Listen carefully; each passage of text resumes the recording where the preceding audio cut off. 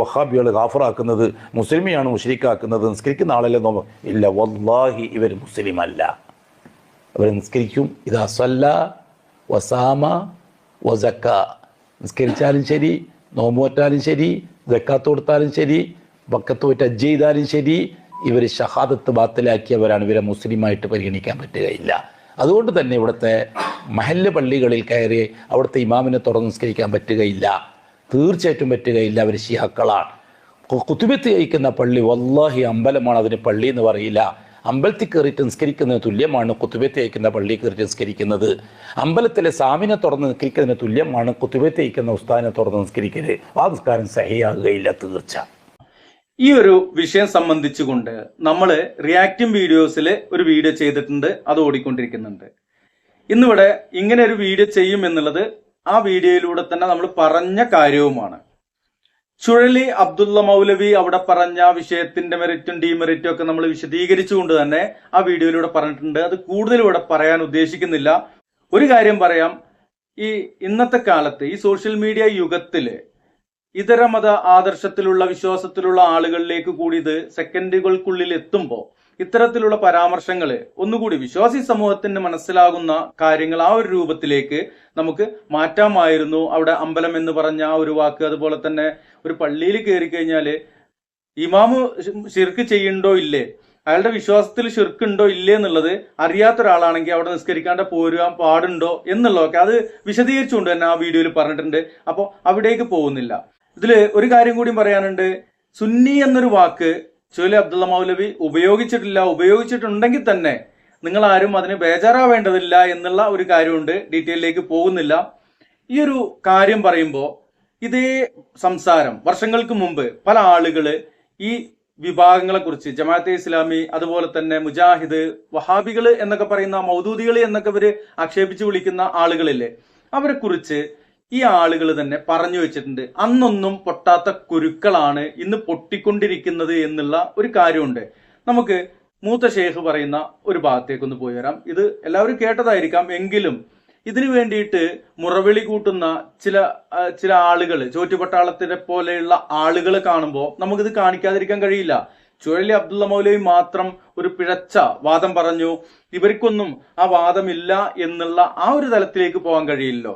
Kanthapuram AP Abubakar Musliyar മുജാഹിദുകളും Jamaat-e ഇസ്ലാമിക്കാരും മുസ്ലിങ്ങളെ അല്ല എന്ന് പറയുന്ന ആ ഒരു ഭാഗം ഒന്ന് കേട്ടിട്ട് വരാം. മുജാഹിദ് മദ്രസയിൽ പഠിപ്പിക്കുന്ന മുജാഹിദ് ഇപ്പോ അവര് പേര് വെച്ചതാ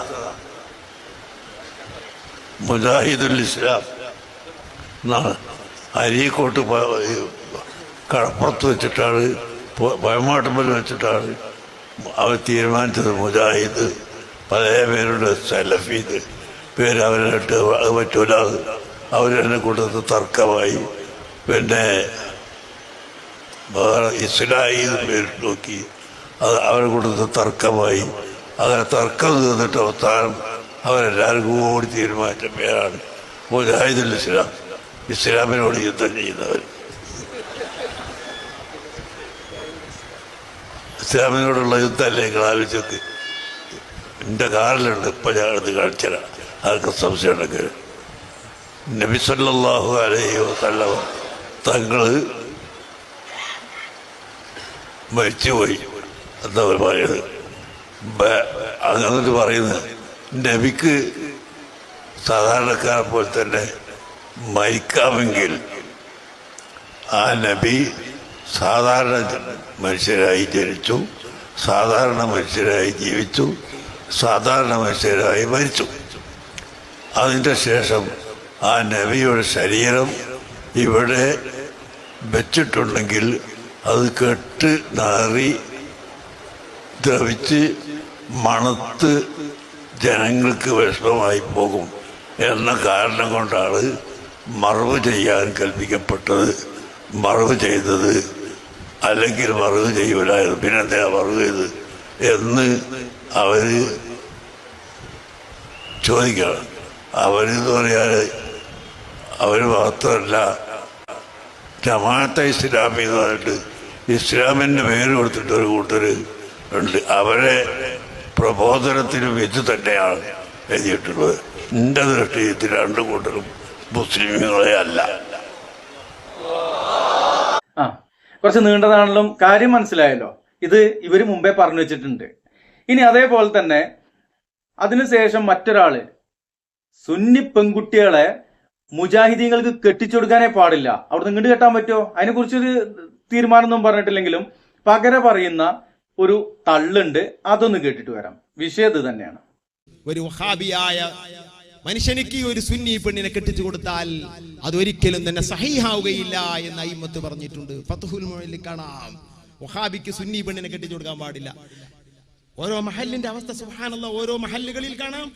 അതിപ്പോ നമ്മളെ സുന്നി നിക്കാഹ് ചെയ്താൽ മതി. എന്ത് സുന്നി നിക്കാഹ്? സുന്നി നിക്കാഹ് കൊണ്ട് എന്ത് കാര്യമുണ്ട്? അറബിയിൽ പറഞ്ഞത് കൊണ്ട് അങ്ങ് സുന്നിയാകുമോ? സുന്നി നിക്കാഹോ? വഹാബിക്ക് ഒരു പെണ്ണിനെ കല്യാണം ചെയ്തല്ല. ഒരിക്കലും തന്നെ ഒരു വഹാബിയായ മനുഷ്യൻ ഒരു സുന്നിയത്തായ പെൺകുട്ടിക്ക് കുഫുവല്ല എന്ന് ഫത്ഹുൽ മുഈനിൽ കാണാം. കുഫുവല്ലാത്ത നിക്കാഹ് സ്വഹീഹല്ല. ചിന്തിക്കട്ടെ സഹോദരന്മാരെ. പിന്നെ അവരുടെ നടക്കുന്ന ബന്ധങ്ങൾ വ്യഭിചാരങ്ങളാണ്. അതിൽ ജനിക്കുന്ന മക്കൾ ജാരസന്താനങ്ങളാണ്. പിന്നെ അവരുടെ നടക്കുന്ന ബന്ധങ്ങൾ വ്യഭിചാരങ്ങളാണ്. അതിൽ ജനിക്കുന്ന മക്കൾ ജാരസന്താനങ്ങളാണ്. ആരുണ്ടത് ഉൾക്കൊള്ളാൻ? ആരുണ്ടത് പറയാൻ? മനസ്സിലായില്ലേ? ഇനി തൂറാബ് തങ്ങൾ എന്നും പറഞ്ഞിട്ട് ഇവര് കൊണ്ടു നടക്കുന്ന ഒരു തങ്ങള് മൂപ്പര് ഇതൊക്കെ തന്നെ പറയണത്. അപ്പോ അദ്ദേഹം പറയുന്ന ആ ഒരു ഭാഗം കൂടി നമുക്കൊന്ന് കേട്ടിട്ട് വരാം. തെറ്റി നിൽക്കുന്ന ആരെങ്കിലും ഉണ്ടെങ്കിൽ ഇവിടുന്ന് ഇപ്പം തീരുമാനിക്കണം, ഞാൻ അതിപ്പം തന്നെ എന്റെ തെറ്റ് ഞാൻ ഒഴിവാക്കി നാളെ പോയി കാണും.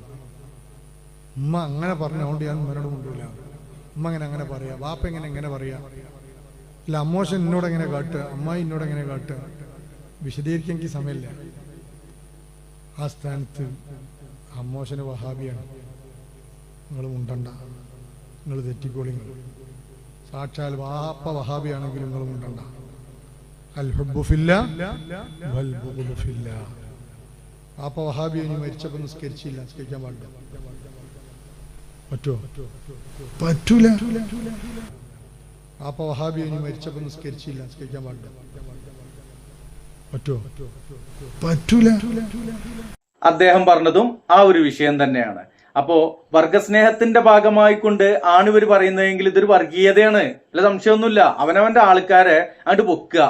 മറ്റുള്ളവരെയൊന്നും നിങ്ങൾ ഇതിന്റെ മറ്റുള്ള കാര്യങ്ങൾ നമ്മൾ ആ വീഡിയോയിൽ പറഞ്ഞിട്ടുണ്ട്. മനസ്സിലാവാത്തവർക്ക് വേണമെങ്കിൽ ആ വീഡിയോ കാണാം, അതിൽ നിന്ന് മനസ്സിലാക്കാൻ കഴിയും. അതിന്റെ ലിങ്ക് ഇതിന്റെ കമന്റ് ബോക്സിൽ ഇടാം. ഇനി വേറൊരു സക്കാഫി ഉണ്ട്, അയാളെ പേരറിയില്ല. അയാള് കുറച്ച് കാലമായിട്ട് ഈ ഒരു വിഷയം പറഞ്ഞുകൊണ്ട് വിറഞ്ഞു തുള്ളുകയാണ്. മൂപ്പര് കർണാടക സൈഡാണ് തോന്നുന്നുണ്ട്. ഒന്ന് കേട്ടിട്ട് വരാം. പോടാ പോരെന്ന് പുറത്ത് അയൽവാസി സലഫി ഉണ്ടെങ്കിൽ കൊടുക്കേണ്ട വെള്ളം അവന്റെ വെള്ളം മാങ്ങാൻ വേണ്ട, അവന്റെ പരിപാടിക്ക് പോകണ്ട. അയൽവാസിയായ സലഫി മരിച്ചാൽ അവന്റെ പൊരക്ക് പോകണ്ട, അവന്റെ മയ്യത്ത് സംസ്കരണത്തിൽ കൂടണ്ട, വെള്ളം ചോദിച്ചാൽ കൊടുക്കണ്ട.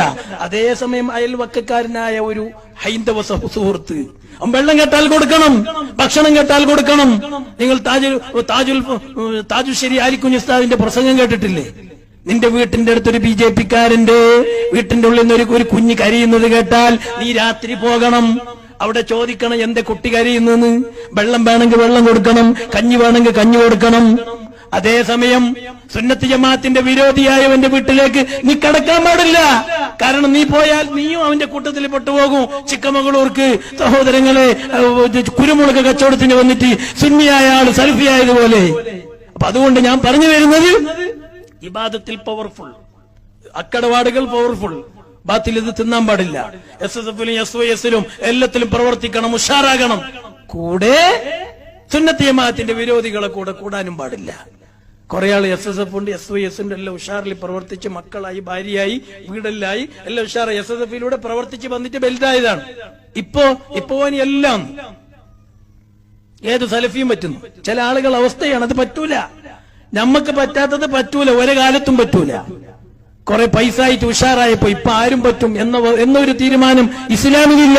ഹബീബായ മുത്തനബി തങ്ങൾ പറഞ്ഞു, ഇയ്യാകും ഇയ്യാഹും, നിങ്ങൾ സുന്നത്ത് ജമാഅത്തിന്റെ വിരോധികളെ സൂക്ഷിക്കണം.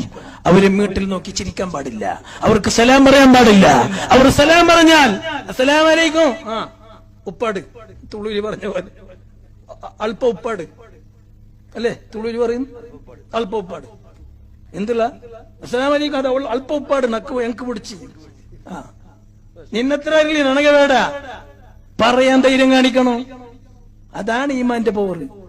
ഒരു അലൈക്കും സലാം പറഞ്ഞാൽ പിന്നെ വന്നിട്ട് ഓൻ തരുന്ന നിനക്ക് സീഡിയായിരിക്കും, ഇതാ കള്ള മൗലവിമാര് പ്രസംഗമായിരിക്കും. നീ കൊണ്ടുപോയിട്ട് പൊരേരി കെട്ടിട്ട് നേരല്ല ഒക്കല്ല. നിന്റെ പള്ളിയിൽ ഉസ്താദുമാരുണ്ട്, അവരോട് വന്നിട്ട് സംശയം നിവാരണം ചെയ്യാൻ നിനക്ക് സമയമില്ല. ഏതോ ഒരു കള്ള സലഫി തന്ന സീഡിയും കേട്ടിട്ട് നീ അതും സത്യമല്ല ഇതും സത്യം, എല്ലാം സത്യാവോ? എല്ലാം സത്യം ഉണ്ടാവോ ലോകത്ത്? ഇല്ല. എല്ലാ റൂട്ടിൽ പോയാലും ഒരേ റൂട്ടിലേക്ക് നേരെ പോയെങ്കിൽ എത്തും, തിരിഞ്ഞു മറിഞ്ഞിട്ടല്ല എത്തൂല. അതുകൊണ്ട് സഹോദരങ്ങളെ, സുന്നത്ത് ജമാഅത്തിൽ പവർഫുൾ ആകണം, സംഘടനാ പ്രവർത്തകരാകണം. അതിനേക്കാൾ ഉപരി സുന്നത്ത് ജമാഅത്തിന്റെ വിരോധികളെ നായി തൊട്ട കലം പോലെ ദൂരം വെക്കണം. നമ്മളെ ഉമ്മാമ്മമാർ പറഞ്ഞു നായി കലം തൊട്ടെങ്കിൽ എന്താക്കല, പച്ച വെള്ളം കൊടുക്കരുത് എന്നാ പറഞ്ഞത്. പിന്നെ എന്താ ചെങ്ങായിമാരെ, ഇതൊക്കെ നിങ്ങളും പറഞ്ഞിട്ടുള്ളത് തന്നെയല്ലേ? എന്തിനാണ് ആ സാധു ചുഴലിനെ മാത്രം എടുത്തിട്ട് കുരിശുമത കയറ്റിനെ അല്ലേ?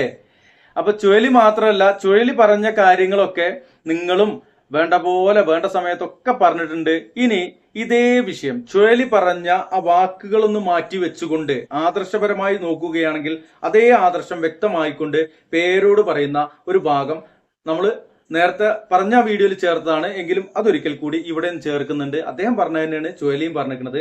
അത് ശ്രദ്ധിച്ചൊന്ന് കേൾക്കുക, മനസ്സിലാക്കാൻ കഴിയും. പേരോടിന്റെ വീഡിയോയിലേക്ക്.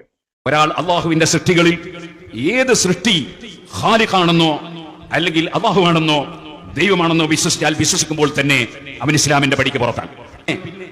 അവന്റെ ഭാര്യ അവന് ഹലാലല്ല, അവന്റെ മക്കളുടെ വിവാഹം അവന് പറ്റൂല, പിന്നെ അവൻ ഇസ്ലാമിന്റെ ഒരു സംഗതിയുമില്ല, ഇസ്ലാമിന്റെ മൈതാനിയിൽ അവനെ മറിയാൻ പറ്റൂല, അതുപോലെ അവന് മയ്യിത്ത് നിസ്കരിക്കാൻ പറ്റില്ല, ഇസ്ലാമിന്റെ ഒരു സംഗതിയും പറ്റൂല ഇസ്ലാം എന്ന് പുറത്തുപോയ ഒരാൾ. ഇന്നഹു മൻ യുശ്രിക് ബില്ലാഹ്, വല്ലവനും അള്ളാഹുവിൽ പങ്കു ചേർത്താൽ, അള്ളാഹുവിന് ഏതെങ്കിലും ഒരു പോയിന്റിൽ ഒരു പങ്കുകാരനുണ്ടെന്നോ കൂറുകാരനുണ്ടെന്നോ വിശ്വസിച്ചാൽ, ഏതെങ്കിലും ഒരു പോയിന്റിൽ പടച്ചവന് തുല്യനുണ്ടെന്ന് വിശ്വസിച്ചാൽ, ഫഖദ് ഹറമല്ലാഹു അലൈഹിൽ ജന്ന, അവന് സ്വർഗ്ഗം അല്ലാഹു ഹറാമാക്കിയിരിക്കുന്നു നിശ്ചയം.